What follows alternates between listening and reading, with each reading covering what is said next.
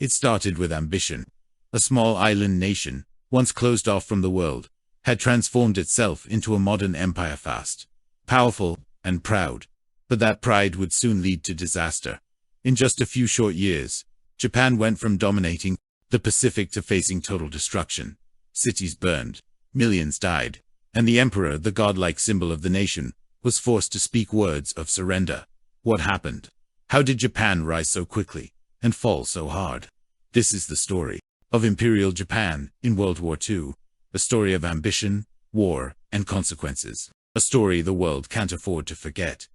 Before the thunder of war echoed across the Pacific, Japan was already building its empire, not with tanks and bombs, but with industry, reform, and determination. In the late 1800s, the Meiji Restoration transformed Japan from a feudal society into a modern state. Samurai traditions gave way to railroads, factories, and steel warships. The world took notice. Japan wasn't just catching up, it was advancing fast. By defeating China in 1895 and Russia in 1905, Japan shocked the West. An Asian power had challenged the old empires and won. These victories weren't just military, they were symbolic. They fueled a national belief that Japan was destined to lead Asia. But that belief began to twist. In the early 20th century, nationalism surged. Schools taught children to worship the emperor as a living god. The military gained influence, and many believed Japan had a sacred mission to liberate Asia from Western colonial rule. In reality, but in those early months, it looked like the gamble had paid off. Japan launched a lightning-fast offensive across the Pacific. The Philippines, Hong Kong, Malaya, Burma, Singapore, and vast stretches of Southeast Asia fell with stunning speed. Even the British Navy and colonial powers couldn't stop them. An empire had risen seemingly overnight. Japan presented itself as the liberator of Asia. Propaganda promised freedom from Western imperialism, but the reality on the ground was often one of brutality, forced labor, executions, and harsh military rule. Still, for a moment, Japan stood at its greatest height, its flag flying over territory that stretched thousands of miles. But what goes up must come down, and the seeds of defeat were already beginning to take root. In war, momentum can shift in a single moment. For Imperial Japan, that moment came in June 1942. At a remote coral atoll called Midway, the Japanese Navy, confident and overextended, walked into an American ambush. 4 of its fleet carriers, veterans of Pearl Harbor, were sunk in a single day. It was a blow Japan could never fully recover from. Midway wasn't just a defeat, it was a turning point. From that point forward, Japan was no longer expanding. It was defending, retreating, and bleeding. The United States, fueled by unmatched industrial might, launched a relentless strategy of island hopping, capturing one island after another, drawing ever closer to the Japanese mainland. Each step came at a high cost. Guadalcanal, Saipan, Peleliu, Iwo Jima, Okinawa, names that still echo with sacrifice and horror. For Japan, the situation grew desperate. Its navy was shattered. Its merchant fleet sunk. Oil and food were running out. Factories could no longer replace lost planes and weapons fast enough. And the American bombing campaign had begun, reducing entire cities to ash from above. But Japan did not surrender.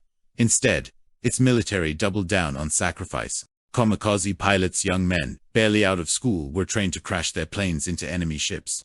It was suicide turned into strategy. Honor weaponized as policy. To the world, it looked like madness. But inside Japan, it was framed as duty. Die for the emperor, to never yield. The war was turning into something darker, something total. And the worst was still to come. By 1944, the war had reached Japan's doorstep. And with every passing month, it stopped being a war of soldiers and became a war of survival. For the Japanese people, daily life collapsed.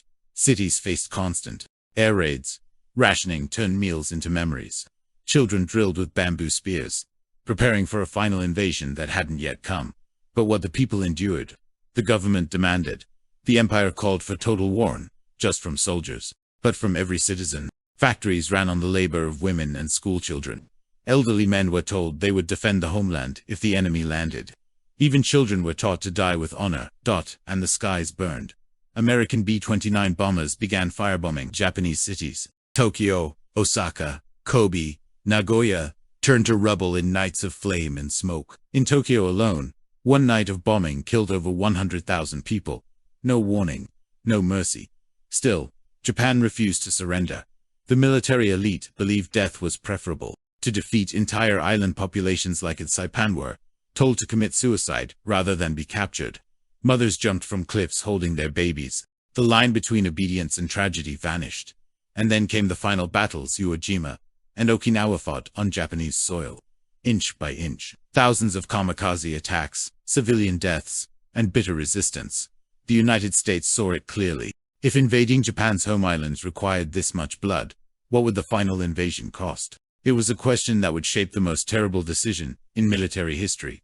By the summer of 1945, Japan stood alone, its cities in ruins, its navy gone, its people starving. But still, no surrender came.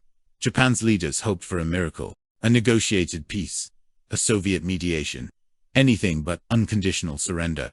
But the United States had made its decision. On August 6, 1945, the world changed forever. A single American bomber dropped an atomic bomb on Hiroshima. In seconds, the city was vaporized. Tens of thousands died instantly. Thousands more in the days and weeks to come, burned, poisoned, erased. Japan was shaken, but not broken. 3 days later, a second bomb fell, this time on Nagasaki. Again, the destruction was beyond imagination. Another city, gone, another wave of death. And then came the final blow. On August 9th, the Soviet Union, once neutral, declared war on Japan and invaded Manchuria. The empire's last hope shattered. In days there would be no mediation, no rescue.